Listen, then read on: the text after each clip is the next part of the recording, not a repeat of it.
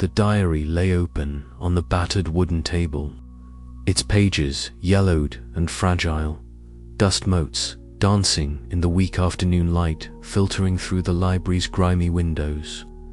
Tom Harper sat beside Margaret Lane, their faces close together, eyes scanning the cramped, flowing script that chronicled decades of sorrow and strange happenings in their town. The room smelled faintly of old paper and must, mingled with the sharp tang of Tom's stale coffee. Margaret's finger traced the faded words, her voice low and steady as she read aloud.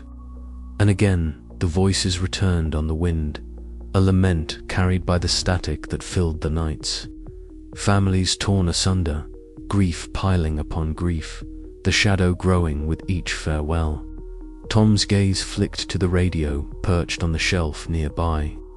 It was silent now, but earlier, the faintest of voices had seeped through fragments of warnings, echoes of Claire's voice, distorted yet unmistakable. His heart clenched painfully.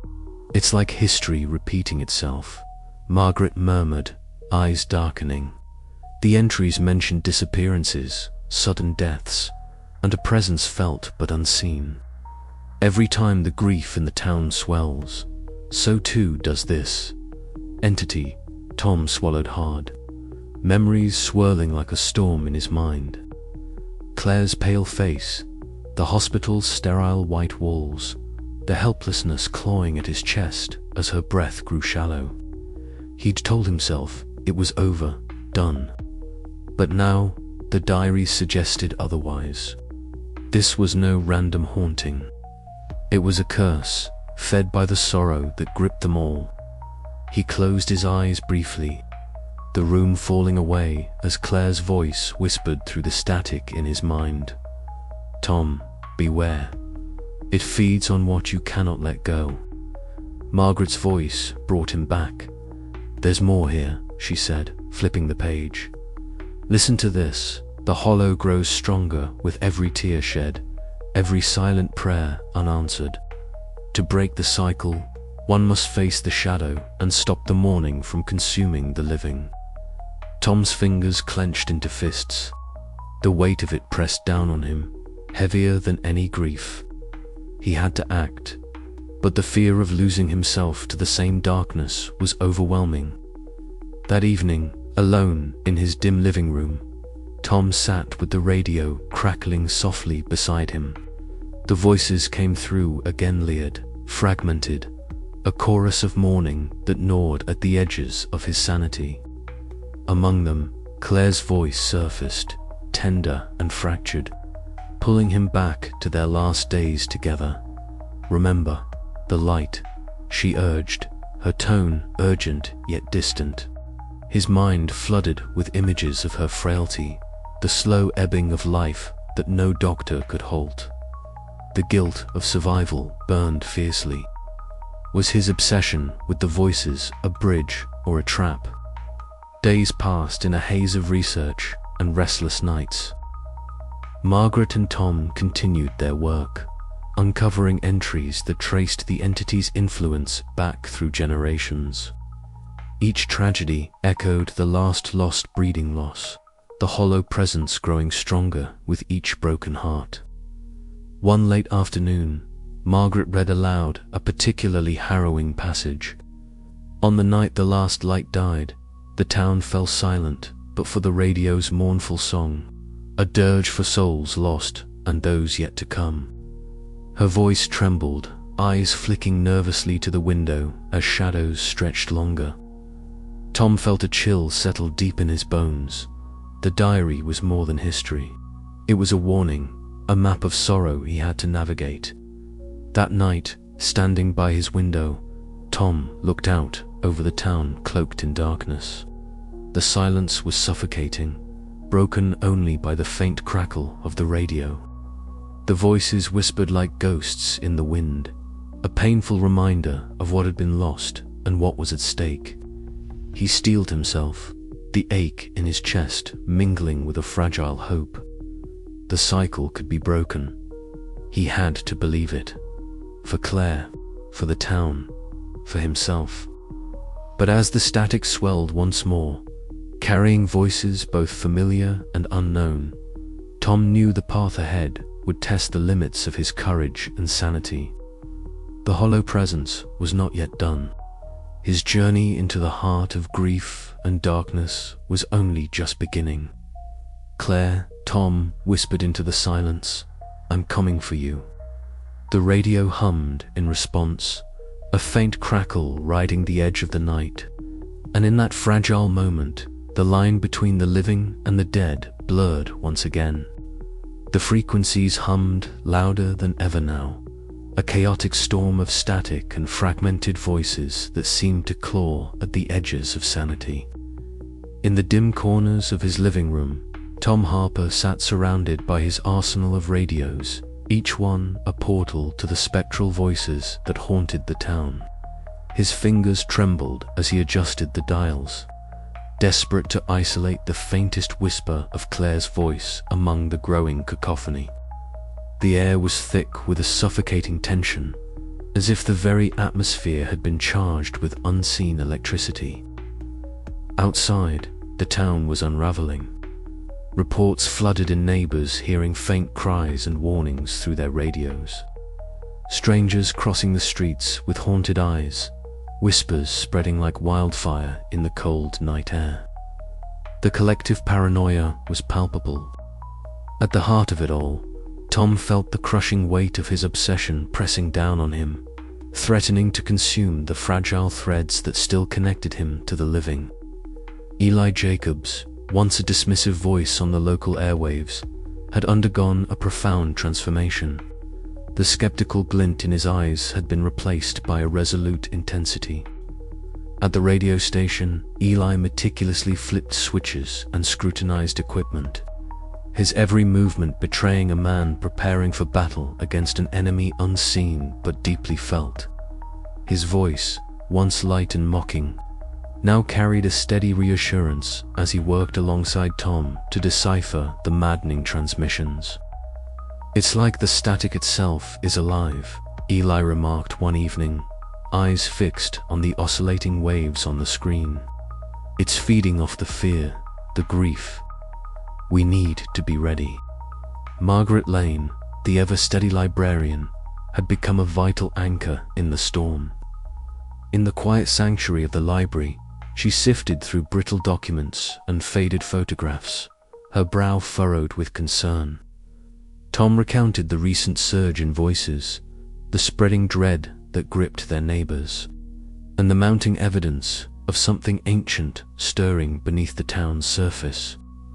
"This isn't just random interference," Margaret said softly, her voice barely above a whisper. "There's a pattern, a cycle of grief and loss that seems to feed whatever this is." Sarah Collins, Tom's neighbor, had sought him out in the dead of night, her eyes wide with fear. Her voice trembled as she described the voices that haunted her dreams, the chilling warnings that seeped from her radio like a poison. "It's like they're trying to tell us something," she said, clutching her coat tightly. "But what?" The wind howled outside, rattling the windows and carrying an eerie chorus of static that seemed to echo from every corner of the town. The radios crackled violently, bursting with a sudden surge of energy that sent a ripple through the room. Tom's heart pounded in his chest. The hollow presence was growing stronger, its grip tightening like a noose. The boundary between the living and the dead was thinning, and the town teetered on the edge of an abyss. Yet amid the fear and chaos, a fragile hope flickered. Eli's unwavering resolve, Margaret's knowledge, Sarah's shared fear, and Tom's burning determination coalesced into a fragile alliance. They were no longer isolated victims of the haunting. They were a resistance, preparing to face the darkness head-on. But the question remained: could they confront the hollow presence before it consumed everything they held dear? As the night deepened and the static roared like a tempest, Tom adjusted the radio one final time.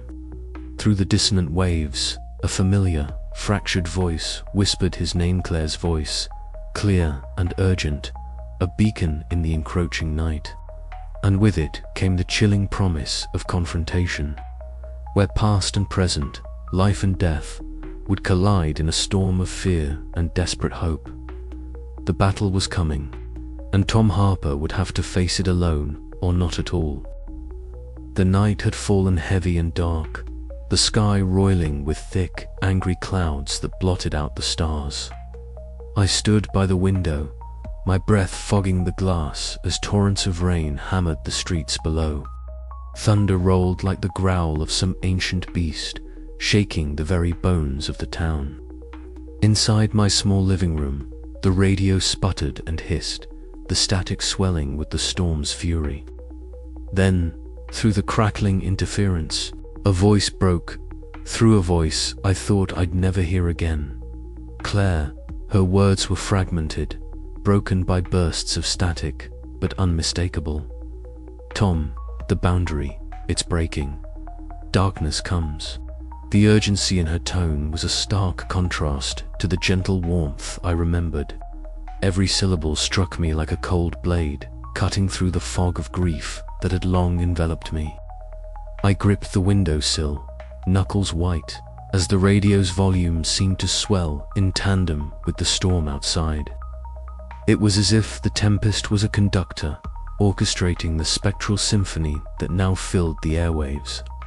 The many voices layered atop one another in a chaotic chorus of warnings and sorrow, rippling through the static like waves lashing against a crumbling shore. I wasn't alone in this ordeal. Earlier that evening, I had met with Margaret Lane in her cluttered study, the faint glow of a single lamp casting long shadows over piles of dusty books and yellowed papers. Between us lay the old diary, its fragile pages filled with hurried, trembling script that told stories of past tragedies eerily similar to our own. Each entry was a thread weaving into the tapestry of the town's dark history disappearances.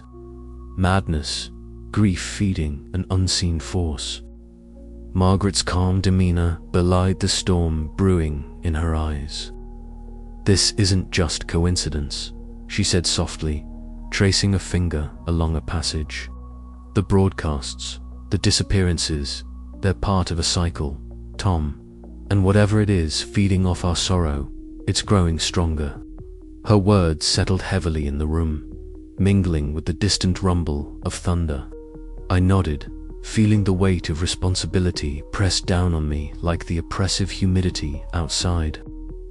Later, at Eli's makeshift radio station, the atmosphere was tense, filled with the low hum of equipment and the occasional burst of static. Eli, once a skeptic, now wore the wary expression of a man who had glimpsed something beyond understanding. His hands trembled as he adjusted the dials, trying to stabilize the signal. The voices that poured through were no longer mere interference. They were urgent, pleading, fragmented cries from the other side.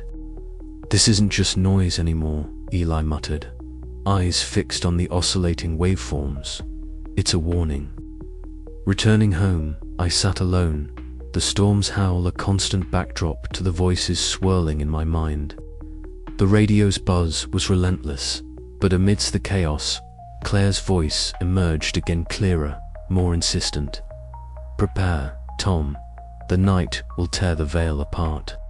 You must stand between worlds." Her words ignited a fragile spark of hope within me, mingled with the dread that threatened to consume what little sanity I had left. I knew the night ahead would be the crucible where past and present collided, where grief and fear would either shatter me or forge a weapon strong enough to hold back the encroaching darkness. I took a deep breath, steeling myself against the storm's fury and the unseen force that prowled just beyond the veil. Tonight, I would face the hollow presence, no longer as a broken man haunted by memories, but as a guardian standing at the fragile boundary between life and death. Outside, the rain intensified, drumming a relentless rhythm against the roof. Inside, The radios blared their spectral warnings, a gathering storm of static and voices that blurred the line between worlds. And as the night deepened, so too did the shadows around me, whispering promises of terror and the hope that I might yet hold back the coming darkness. I reached for the radio once more, tuning the dials with trembling hands. "Claire," I whispered into the storm, "I'm listening." The voice that answered was faint, but resolute, a beacon in the swirling tempest. "Hold fast, Tom. The night is coming." And with that, the gathering storm surged onward, carrying with it the fate of the town and of my own fragile soul. The storm outside had been gathering for hours, but now it unleashed its fury, thunder booming across the town like an angry god's wrath. I sat alone in the dim glow of my living room, the only light flickering from the old table lamp, its shade casting long, uneasy shadows on the walls. The radio, perched precariously on the edge of the battered wooden table, hissed and crackled with static, the eerie white noise filling the room like a living thing. Among the chaos of the static, a voice emerged, soft, fractured, unmistakably Claire's. "Tom, it's coming. You have to listen." Her words were faint, fragmented by interference, but the unmistakable warmth of her tone pierced through the distortion. My heart pounded violently, a mixture of dread and desperate hope flooding my chest. I reached out, hands trembling, fingers brushing the radio's knobs as I tried to stabilize the signal. Each adjustment brought her voice into sharper focus, then warped it again, as if the entity itself fought to keep her words lost in the noise. I leaned closer, whispering back to the static, "Claire, I'm here. I'm listening." Suddenly, the room's temperature dropped sharply. The air thickened, heavy with a suffocating presence that pressed against my skin like a wet shroud. The lights flickered violently, then all at once plunged into darkness. Only the radio's glow remained, casting an eerie blue light across my face. A deep silence followed, the kind that robs you of breath and sanity. Then, without warning, the static burst into a cacophony of shrieks and whispers, twisting and swirling around me. From that maelstrom, the hollow presence made itself known, not in a shape, but in a weight, a distortion of sound and space, an oppressive force that bent reality itself. I staggered back, clutching my chest, the memories flooding me unbidden. Claire's smile, her laughter echoing in sunlit rooms, the softness of her touch, all these moments swirled with the terrifying now, blurring the lines between past and present. Her voice cut through the chaos again, steady and urgent. "Don't let it take you. Hold on to me, Tom." Desperation clawed at me. I forced myself to focus on her words, the fragile lifeline tethering me to sanity. The radio's volume crept higher, drowning out the entity's malevolent whispers, the static's biting cold. I could feel the presence pushing back, trying to fracture my resolve, to pull me into its endless void of grief and despair. Lightning illuminated the room in jagged bursts, revealing glimpses of the shadows that writhed along the walls, wisting amorphous, never quite solid. I clenched my fists, fighting through the fear that threatened to consume me. "I won't let you win," I hissed into the storm. The battle waged on, a harrowing dance of light and darkness, memory and nightmare. My mind teetered on the edge, haunted by the possibility that I was losing not just the fight against the hollow presence, but my very grasp on reality. But Claire's voice, warm and steady, never faltered. It was a beacon cutting through the storm's fury, the static's malevolence. Minutes stretched like hours as I stood my ground, the radio a lifeline, the storm a raging battlefield. Then, slowly, the oppressive weight began to lift. The static softened, the shadows receded, and the room's temperature crept back to normal. The radio fell silent, the storm outside dwindling to a gentle rain. I sank to my knees, breath ragged, body trembling. The ordeal had left scars deeper than the eye could see, wounds etched in mind and soul. But for now, the hollow presence was pushed back, if only momentarily. Claire's final whisper lingered in the silence, a promise and a warning: I'm with you, always. As the rain tapped softly against the window, I knew this was far from over. The veil between worlds had been crossed tonight, and though I had faced the darkness, it had marked me. The question gnawed at me how long before it returned, stronger and more relentless. And would I be ready? Yet, in the heart of that terrifying night, amidst the static and shadows, I found a sliver of hope. I was not alone. Claire's voice, fragile and enduring, was my anchor. And with it, I would fight to protect the living, to face the grief, and to cross the veil again if I had to. The battle for the town and my own soul was only beginning. The storm had reached its crescendo, a violent symphony of thunder and howling wind that rattled the very bones of the old radio station where I had staged my desperate stand. Every instinct screamed for me to flee, but I held my ground, clutching the makeshift talismans and equipment where'd cobbled together fragments of old technology and desperate hope. The static that had roared like a beast moments before suddenly cut to nothing. Silence. The kind of silence that presses on your eardrums so heavily it's almost physical. I slumped against the cracked concrete wall, sweat mixing with rain and blood trickling from a gash on my forehead. My breath came in ragged gasps, chest heaving as the adrenaline ebbed away. For the first time in months, the oppressive presence that had haunted Metha, formless shadow that twisted memories and clawed at my sanity, felt like it had receded. Yet the silence was unnatural, as if the world itself held its breath. Back home, the radios were dead. No static hiss, no distant voices, no faint echo of Claire's fractured warnings. I sat in the dim light of the living room, surrounded by the silent machines, their dials frozen like tombstones, marking the boundary of a world I'd barely survived crossing. My hands trembled as I reached out to each, coaxing them as if willing them to speak. But only a hollow nothingness responded. The absence of sound was deafening. The memories came unbidden, sharp and jagged. Claire's voice, fragile and urgent, floating through the static like a ghostly melody. The look in her eyes when she warned me, fear wrapped in love, a desperate plea to hold on. I closed my eyes and tried to hold on to that moment, but the silence seemed to swallow it whole. A soft knock at the door startled me. Margaret and Eli stood there, their faces drawn and weary but alive with cautious hope. Margaret's sharp eyes searched mine as she stepped inside, the weight of unspoken understanding hanging between us.